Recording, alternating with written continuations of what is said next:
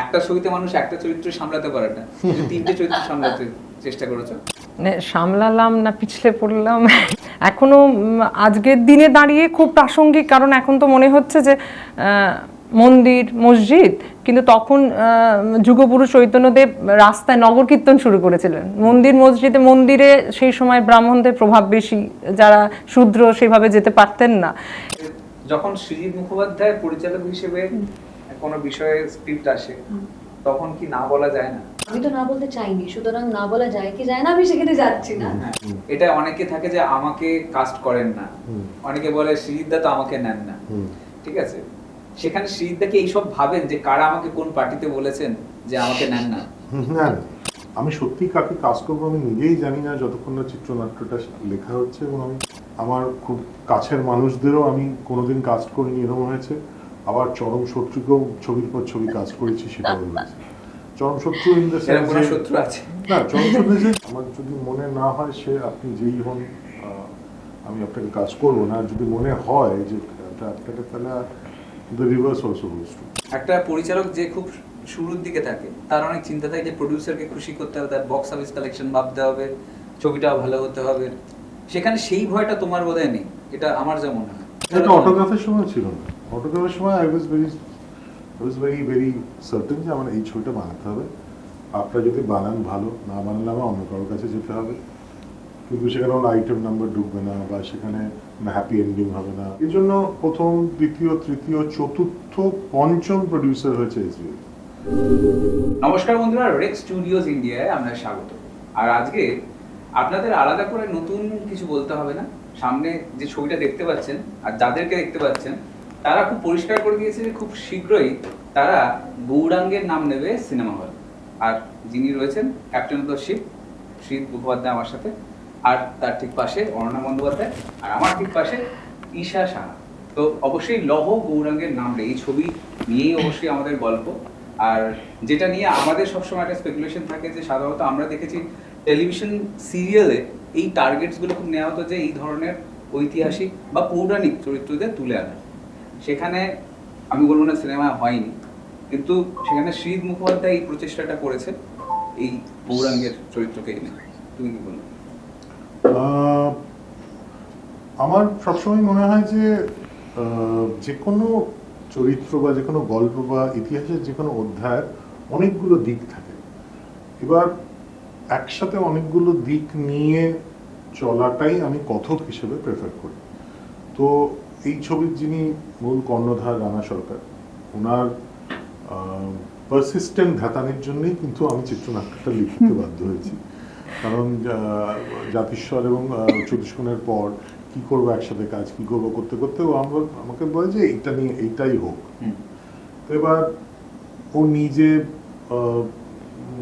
জগন্নাথ দেবের ভক্ত, চৈতন্যদেবের ভক্ত, মায়াপুরে ওর জন্ম, ওই আবহে ও বড় হয়েছে।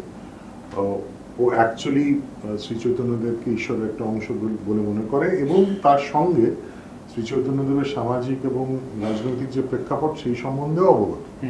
এবার যখন আমার পুরো গল্পটা বলে, আমি তখন শুনে একটা কথা বলি যে ইটস আ ফ্যাসিনেটিং ন্যারেটিভ, দুর্দান্ত একটি আখ্যান, কিন্তু এটা খুব লিনিয়ার ভাবে দেখলে হবে না।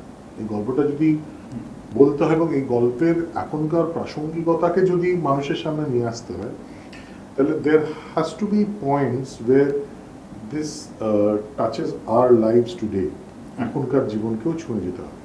তো সেই জন্য আমি তিনটে আলাদা যুগ, তিনটে যুগ, তিনটে সময় ধরলাম। সেই তিনটে সময়ের মধ্যে দিয়ে পুরো গল্পটা বললাম, আখ্যানটা বললাম। অবভিয়াসলি 15th সেঞ্চুরি এবং 19th সেঞ্চুরি এবং 21st সেঞ্চুরি তিনটে আলাদা। এবং শুধু সেটা না, মিডিয়াম তিনটেও আলাদা। একটা হলো বাস্তব জীবন, একটা হলো থিয়েটারের স্টেজ, একটা হলো সিনেমার পর্দা। এই তিনটে আলাদা মিডিয়ামে এই গল্পটা যেহেতু বলছি, আমার মনে হচ্ছে এই গল্পের মধ্যে নানান যে দিক, যে বহুমাত্রিক দিক, সেটা এসছে এবং সেটা প্রস্ফুটিত হতে সুবিধা হয়েছে এই স্ট্রাকচারের জন্য। এবং সেই জায়গায় দাঁড়িয়ে অবভিয়াসলি এটা অন্যান্য যে পৌরাণিক বা যে ধরনের আখ্যান একটু লিনিয়ার ভাবে বলে সেটার থেকে আলাদা।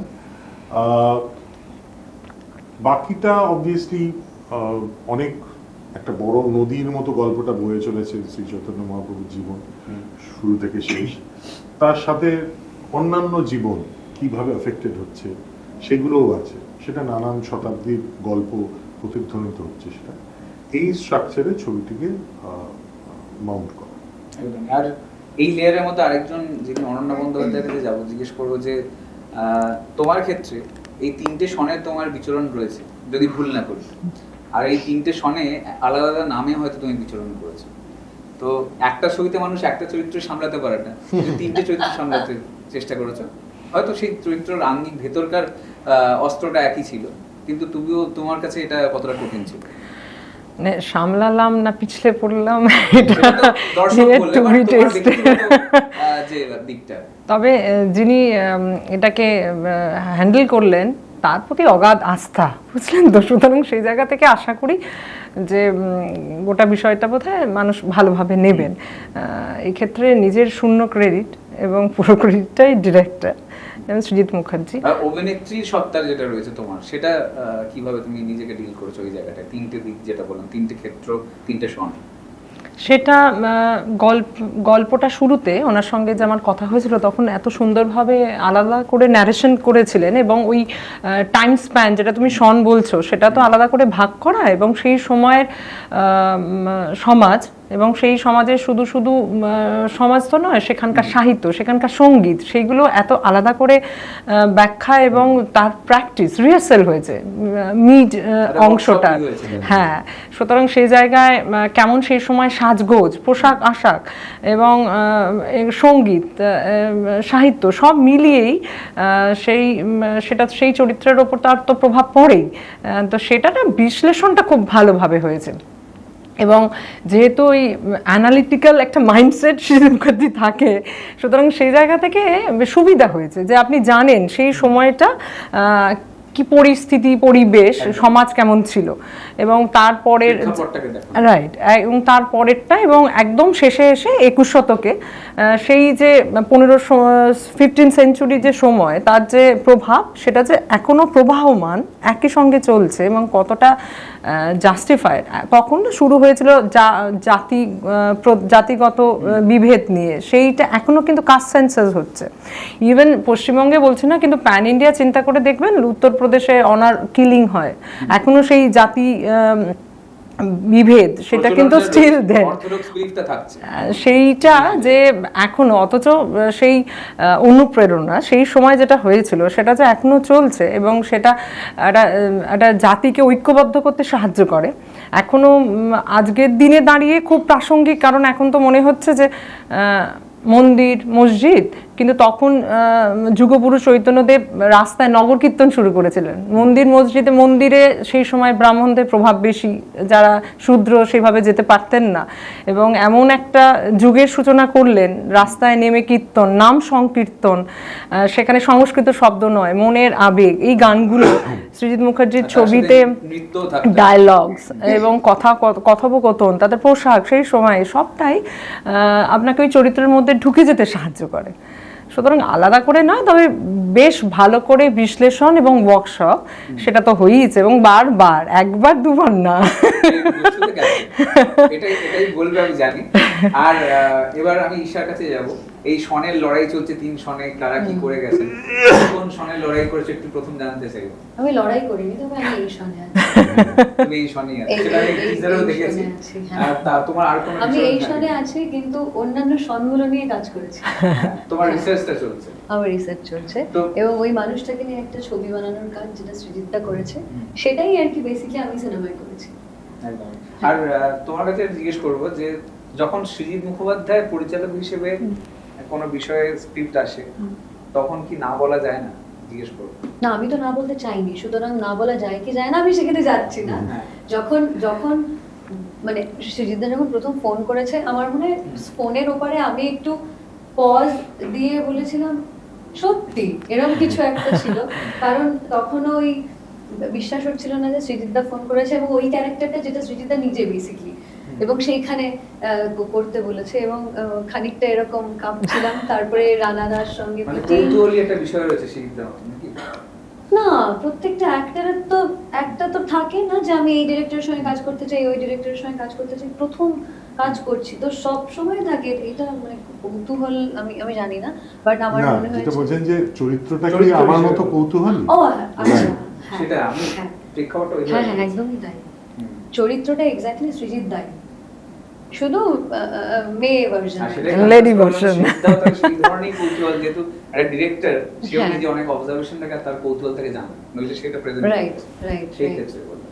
তো একটা বিষয় তোমাকে বলবো যে কাস্ট নির্ধারণ একটা বড় বিষয় পরিচালকের ক্ষেত্রে। হুম। সেখানে কে সেই তালিকায় জায়গা পাবে, হুম। এটা অনেকে থাকে যে আমাকে কাস্ট করেন না, হুম। অনেকে বলে শ্রীদা তো আমাকে নেন না, হুম। ঠিক আছে। সেখানে শ্রীদাকে এইসব ভাবেন যে কারা আমাকে কোন পার্টিতে বলেছেন যে আমাকে নেন না? না না, আমার সেখানে স্ট্যান্ডার্ড উত্তর থাকে যে, এবং সেটা সত্যি, মানে এটা স্ট্যান্ডার্ড বিকজ ইটস ট্রু, যে আমি সত্যি কাকে কাজ করবো আমি নিজেই জানি না যতক্ষণ না চিত্রনাট্যটা লেখা হচ্ছে এবং আমি চরিত্রগুলোকে মানুষ চোখে দেখতে পাচ্ছি। সেটা সেটা মানে সেই ব্যাপারে আমার নিজেরই কোনো কন্ট্রোল নেই। মানে এরকম অনেক সময় হয়েছে, একটা চরিত্র লিখতে শুরু করেছি একরকম ভাবে, আস্তে আস্তে আস্তে চরিত্রটা একটু প্রোটাগনিস্ট থেকে অ্যান্টাগনিস্টের দিকে চলে গেছে, বা অ্যান্টাগনিস্ট থেকে প্রোটাগনিস্টের দিকে চলে গেছে। So if I myself don't know how the person or the character is going to be fleshed out at the end of the exercise, how will I predict যে আমি কাকে কাজ করবো না করবো? আর এটা সর্বজন বিদিত যে আমার খুব কাছের মানুষদেরও আমি কোনোদিন কাস্ট করিনি, এরকম হয়েছে। আবার চরম শত্রুকেও ছবির পর ছবি কাজ করেছি, সেটাও হয়েছে। চরম শত্রু ইন দ্য এরকম কোনো সেন্স শত্রু আছে? না, চরম শত্রু যে তিনি আমার ক্ষতি করেছেন এবং আমি জানি তিনি আমার ক্ষতি করেছেন এবং করেই গেছেন। সেখানেও আমি তার কাছে চরিত্র নিয়ে গেছি, কারণ আমার মনে হচ্ছে সেই চরিত্রটা বেস্ট করবে। আবার আমার খুব খুব কাছের মানুষরাও, তাদেরও কমপ্লেন্ট আছে যে আমার ঝগড়া হয়েছে, আমার টেক্কার সময় এই নিয়ে স্বস্তিকাও কিছু বক্তব্য রেখেছিলেন যে সেটা অত্যন্ত ঠিক, যে মানে আমার যদি মনে না হয় সে আপনি যেই হন আমি আপনাকে কাজ করবো না, আর যদি মনে হয় যে আপনাকে, তাহলে the reverse also goes true. So আমি এই ব্যাপারে খুবই রুথলেস এবং এই ব্যাপারে খুবই মানে একদম মাছের চোখ চিত্রনাট্য চরিত্র কি মনে হচ্ছে ব্যাস এইটুকু। দুই অভিনেত্রীর কাছে একটা প্রশ্ন থাকবে যে অভিজ্ঞ পরিচালক মানে একটা বিষয় থাকে যে অনেক সময় অভিনেতা বা যারা শিল্পী রয়েছে তারা খুব একটা স্পিকটি নট থাকে, কারণ তারা জানে যে তার যে অভিজ্ঞতার একটা পরিমাপ রয়েছে, সেখানে খুব সহজে কিছু বলার আগে তারও নিজের একটা ভিশন আছে। আর অনেক সময় অনেক পরিচালক কাজ করছে, হয়তো দেখতে পাচ্ছ এটা বোধহয় ঠিক হচ্ছে না, বলে দিলে ভালো হয়, বাট বলতে পারছো না, এরকম সিচুয়েশন হয়তো হয়েছে। অনেক সময় ডিরেকশন কেউ দিচ্ছে, সেই সময় ডিরেক্টর তো আমার বিভিন্ন জায়গায় কাজ করছো, একজন ডিরেক্টর তো না, সেই ক্ষেত্রে আমি বলছি এরকম কি তোমাদের কোনো ফিল আছে? সেটা তো ডিপেন্ড করে। আপাতত লহ গৌরাঙ্গ এবং সৃজিত Right. মুখার্জির কনসার্ন, তখন আমার মনে হয়েছে যে উনি এই বিষয়টা এতটা জানেন এবং ওনার উপর এতটা নির্ভর করা যায়, সেক্ষেত্রে নিজের মতামত দেওয়ার জায়গাও নেই। এরকম নয় যে হি ইজ নট অ্যাপ্রোচেবল, নিশ্চয়ই করে বলা যায়, কিন্তু সেই দৃষ্টিকোণটা তো থাকতে হবে, যেটা আলোচনা হচ্ছে না আমি ভাবছি, সেরকম তো কিছু খুঁজে পাইনি। জানেন, এত ভালো একটা বিশ্লেষণ হয় এবং চিন্তা ভাবনা এত পরিষ্কার, ট্রান্সপারেন্ট এবং ফোকাসড, জানেন যে কি করতে হবে সেই বিষয়ে। আর একটা চিন্তা ভাবনা অন্য আর একটা প্যারালালি যে এরকম হয়, সেটা তো পেতেও হবে, তবে তো আপনি বলবেন সেই জায়গাটা তৈরি হয় না। এতটা রিসার্চ থাকেন, এতটা ফোকাস, এতটা ব্যাপারটার সঙ্গে যুক্ত, মানে অল হোমওয়ার্কটা খুব ভালো, সেট অ্যান্ড ডান। এবং আমি এক্ষেত্রে আমার অভিজ্ঞতা কম, সুতরাং নামটা Srijit Mukherjee, so completely I count on him. এক্ষেত্রে আমার মনেও হয়নি যে আমি এরকম একটা আমার মনে হচ্ছে যে এই দিকটা বোধহয় এইরকম একটা দৃষ্টিকোণ বা এটা একটা অন্যরকম এভিনিউ, সেটা এক্সপ্লোর করা যায়, যেটা এখনো বলা হয়নি। এরকম হলে নিশ্চয়ই বলতাম, কারণ প্রথমে বললাম হি ইজ ভেরি অ্যাপ্রোচেবল, কিন্তু বলা যায় না এমন নয়, একটু স্ট্রেট কিন্তু বলা যায়। আর এটা শ্রীদাকে জিজ্ঞেস করবো যে একটা পরিচালক যে খুব শুরুর দিকে থাকে, তার অনেক চিন্তা থাকে যে প্রডিউসারকে খুশি করতে হবে, তার বক্স অফিস কালেকশন ভাবতে হবে, ছবিটাও ভালো হতে হবে। সেখানে সেই ভয়টা তোমার বোধহয় নেই, এটা আমার যা মনে হয়। সেখানে এই জায়গায় এসে তোমার কি এই চিন্তাটা কোনোভাবেই, মানে এখনো তাহলে তুমি এটা বলে শুরুতেই উত্তর দিয়ে দিয়েছে নেই, তো এটা কোনোদিনই তাহলে অটোগ্রাফের সময় ছিল না। অটোগ্রাফের সময় আই ওয়াজ ভেরি সার্টেন যে আমার এই ছবিটা বানাতে হবে, আপনারা যদি বানান ভালো, না বানালে আমার অন্য কারোর কাছে যেতে হবে। কিন্তু সেখানে কোনো আইটেম নাম্বার ঢুকবে না, বা সেখানে হ্যাপি এন্ডিং হবে না, নন্দনা আর বুম্বাদা নাচতে নাচতে গোধূলিতে মিলিয়ে যাবে না, এই ব্যাপারটা আমার খুব স্পষ্ট ছিল। এবং এই জন্য প্রথম, দ্বিতীয়, তৃতীয়, চতুর্থ, পঞ্চম প্রডিউসার হয়েছে এসবিএফ। তার আগে আমি 4 জন প্রডিউসার কাছে গেছিলাম, তারা অবভিয়াসলি বুঝতে পারেননি গল্পটা প্যারালেলও না, মেইন স্ট্রিমও না, গানও আছে আবার গানও নেই, কারণ লিপসিংকে নেই, আবার তার মধ্যে একটু বার্গম্যানের হোয়াইট স্ট্রবেরিজের উল্লেখ আছে, আবার একই সাথে লানপ্তের লাভারিসও আছে, নায়ক সত্যি, মানে কি এটা, হোয়াট ইজ দিস? তো এবার আমি আমার চিন্তাটা নিয়ে গেছি, এবং প্রত্যেক ছবি অটোগ্রাফ থেকে লহ গৌরাঙ্গ আমি আমার টার্মসে কাজ করেছি না, তো করিনি। So hashtag on my own টার্মসটা আমার প্রথম দিন থেকেই ছিল, এখনো আছে এবং ভবিষ্যতে থাকবে। সো সেই জায়গায় কাউকে খুশি করা, সেটা প্রযোজক হতে পারে, দর্শক হতে পারে। এখন খুব চলছে ফ্যামিলি ড্রামাতে, আমি ফ্যামিলি ড্রামা করবো, এখন খুব চলছে থ্রিলার করবো, বা এই ওরকম কিছু না। আমার যে গল্প বলতে ইচ্ছে হয়েছে সেই গল্প বলেছি। বেশিরভাগ মানুষের ভালো লেগেছে, কিছু ভালো লাগেনি, ঠিক আছে, সো বি ইট। একদম। এই গল্পের সাথে আমরা যেটা পৌরাণিক কথা বারবার বলছি, সেখানে তোমার তোমার তিনজনকে এটা জিজ্ঞেস করবো যে তোমরা ব্যক্তিগত দিক দিয়ে কতটা এই আধ্যাত্মিকতা বা এইসবের উপর ভালোবাসা রাখো বা পছন্দ রয়েছে। অনেকের আপব্রিঙ্গিং এর সাথে অনেকে বড় হয়ে সেটা দেখেছে, আর অনেকে হয়তো পরবর্তীকালে সেটা মেনেছে, এটা তাদের নিজস্ব ব্যাপার। তো তোমাদের তিনজনকেই এটা আমি জিজ্ঞেস করি, যেহেতু এই গৌরাঙ্গের যদি কথা বলি, একটা সেই পৌরাণিক সময় থেকেই আমাদের বলতে গেলে মা ঠাকুমার সময় থেকে আমাদের একটা সেই প্রিচ করার একটা ব্যাপার ছিল তাকে। তো সেই ক্ষেত্রে তোমাদের তিনজনকেই আমি এটা জিজ্ঞেস করবো। ঈশ্বর চিন্তা তো ডেফিনেটলি আমার আছে, আমি ঈশ্বরে বিশ্বাস করি। তবে আমি এটাও বিশ্বাস করি যে মানে আমার ঈশ্বরই সেরা, এইটা আমি বিশ্বাস করি না, মানে যত মত তত পথ। এবং মানুষের মধ্যে একটা ঈশ্বরের অংশ, মানুষ যখন মানুষকে ভালো করে সেই অংশটা প্রকাশ পায়। আর এই গৌরাঙ্গ এবং শ্রী চৈতন্যদেবের কনটেক্সটে আমাদের প্রথম স্মৃতির সঙ্গে কীর্তনের সুর এবং কীর্তনের স্ট্রাকচার এমনভাবে জড়িত, যেটা ধর্মেরও আগে যদি কিছু হয়, সেটা হলো যে মা স্পর্শ বা দিদিমাদের স্পর্শ এবং তাদের স্মৃতি, এবং সেই স্মৃতিতে ভেসে আসা কীর্তনের সুর, বাংলার শাশ্বত সুর যেটা, সেটা তো মানে জন্মান্তরের স্মৃতির মতো একটা, it's like a primordial memory. তো সেটা তো আছে, সাথে যোগসূত্র তো বহু। আর সেটা পরিচালনা করার সময় সেই জিনিসটা আরো হয়তো সাহায্য করেছিল। ডেফিনেটলি সাহায্য করেছিল, আমায় সাহায্য করেছিল, অভিনেতা অভিনেত্রীদের সাহায্য করেছিল, ইন্দ্রজিৎ দাশগুপ্তকে সুর করতে, জয়পি চক্রবর্তীকে গাইতে, পদ্মপলাশকে গাইতে, এবং সেই সুর শুনে এই যে বিনোদিনীর বিভোর হয়ে যাওয়া, শুভশ্রী বিভোর হয়ে যাওয়া, সেখানেও তো কোথাও একটা এটা কাজ করে। এটা দুজনের কাছেই প্রশ্ন, আর তিনজনকেই বলেছিলাম, তোমার কাছে কি? দেখো, ভগবানে বিশ্বাস করি, এবার এই বিশ্বাসটাও আছে, সেটা যার যার পার্সোনাল ব্যাপার। আমার মা ভীষণ পুজো করতে ভালোবাসেন, প্রচুর পুজো করেন, উপোস করেন, ওনার মনে হয় ওটা দিয়ে উনি ভগবানকে দেখেন। আমার এখন একটু বড় হয়ে মনে হচ্ছে ওটা ভেতরের বিশ্বাস। আমি হয়তো রোজ জল ফুল দিয়ে পুজো করছি না, কিন্তু ভগবানের প্র্যাকটিস বা ভগবান এই একটা হয় না, বিশ্বাস হয় যে বাড়িতে একটা আছে। আমি এই শুটিং করতে গিয়েই একটা জগন্নাথের ছোট্ট মূর্তি পেয়েছি। এবার আমার বিশ্বাস এটা হয়তো সকালে কখনো যখনই চোখ পড়লো একটু জাস্ট একটা আছে সঙ্গে, বাড়িতে আছে, সঙ্গে আছে, এই বিশ্বাসটা আছে ডেফিনেটলি। এর বাইরে ভীষণ অনেক সময় পুজো টুজো হয় না, হয়ে ওঠে না, কিন্তু এইটা সবসময় মনে থাকে। তোমাকে মানুষেরও সেবা করতে হয়, সিনেমারও সেবা করতে হয়, সেবা করতে হয়। সেই ক্ষেত্রে তোমার কাছে ভগবানটা বা ঈশ্বরের যে ব্যাপারটা, ডেফিনেশনটা, ঈশ্বরের ডেফিনেশন বলা শক্ত। আমি নিজে ঈশ্বর বিশ্বাসী একজন মানুষ, এবং আমি বিশ্বাস করি যে এটি সর্বশক্তিমান আছেন, সুপার পাওয়ার, এবং তিনি তার কাছে চাইলে পাওয়া যায়, অন্তত পেয়ে এসেছি।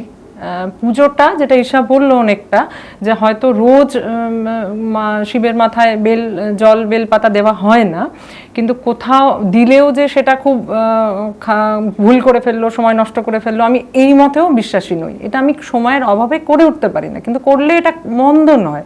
সুতরাং সেটা যে একেবারে ওল্ড স্কুল থটস, আর এখন 21 শতক বলেই শিবের মাথায় জল বেলপাতা দিলাম না, এটা আমার মনে হয় না, কারণ আমার মনে হয় একটা পদ্ধতি, জানেন, ওই শিবের মাথায় জল বেলপাতা দিতে দিতে অন্তত ভগবানের প্রতি একটা কৃতজ্ঞতা প্রকাশ, যেটা সব সময় হয় না। আমি দেখেওছি যে এরকম আমি অনেক চেষ্টা করেছি যে আমি খাওয়া দাওয়া শেষ করে একটা ঘরে পরিবেশ তৈরি করে মেডিটেশন করতে বসেছি, ঘুম পেয়ে গেছে। সুতরাং এরকমও নয় যে শুধু মেডিটেশন করলাম এবং পুজো আর্চার মধ্যে থাকলাম না, তাহলেই খুব একটা পুজো করা হলো।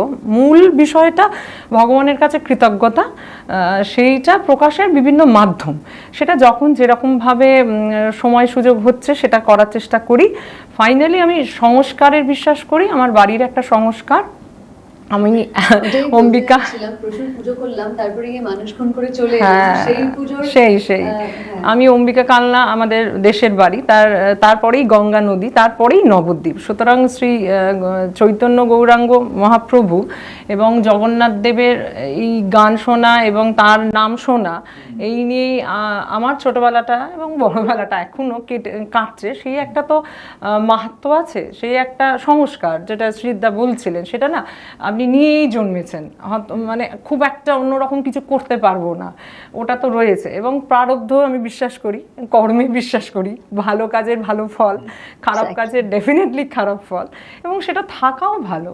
এই আমার এটা একটা মনে হয় যে ওই অনেকে বলেন গড ফিয়ারিং, সেটার বোধহয় এখনকার খুব যুগের সঙ্গে প্রাসঙ্গিক নয়, কিন্তু আমি আমার নিজের মধ্যে ওই ফিয়ারটা রাখতে চাই, যাতে করে আমার মনে হয় যে আমার ভুল কাজ কম হচ্ছে, অন্তত ঠিকঠাক। ওই ভয়টা থাকলে অন্তত সব সময় ওই ভুলটা করার আগে মানুষ ভুল করা এবং ঠিক না করাটা, সেটা কিন্তু খুব সহজে হয়, এটা সহজত একটা প্রবৃত্তি না করে ফেলাটা, কিন্তু সেটা চেক অ্যান্ড ব্যালেন্স করা তো শক্ত। সেই জায়গা থেকে একটা সামনে একটা কিছু থাকলে যে এটা করলে এটা হবে, তাহলে সেটা আপনি ওই লক্ষ্যে পৌঁছাতেও সাহায্য করে। সব মিলিয়ে আমি ঈশ্বর বিশ্বাসী। একদম। আর খুব পরিষ্কার যে আমরা আড্ডার শেষে চলে এসেছি, আর এটা খুব পরিষ্কার যে নতুন প্রজন্মকে প্রশিক্ষণ দেওয়ার জন্য এই ছবি। আর অবশ্যই যারা প্রবীণ তারা কিন্তু এই ছবিকে একটা শিক্ষামূলক না, তাদের জীবনে একটা বলতে গেলে ইতিহাস হিসেবে দেখবে, আর অবশ্যই তাদের ছেলেবেলা বা তাদের বড় হওয়া। আর শেষে এটাই বলবো যে সবাই মিলে যদি লহ গৌরাঙ্গের নাম নেওয়া যায় ছবির জন্য।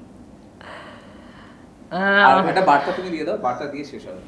তো আমরা সবাই মিলে এই বড়দিনে আপনাদের নিকটবর্তী প্রেক্ষাগৃহে আসছে লহ গৌরাঙ্গের নাম রে, প্লিজ দেখবেন, কারণ এটা একটা এমন যুগ পুরুষের আখ্যান, যিনি মানুষের ভেদাভেদ বুঝিয়েছিলেন, শান্তির বাণী দিয়েছিলেন এবং মানুষকে মানুষের আরো কাছে এনে দিয়েছিলেন। ওকে, তো সেখানে আমরা এখানে ইতি টানছি। আর অবশ্যই খুব শীঘ্রই এই ছবি রিলিজ করতে চলেছে, সিনেমা হলে গিয়ে দেখুন, আর বক্তব্য দিন, আর লাইক, সাবস্ক্রাইব আর শেয়ার করতে ভুলবেন না।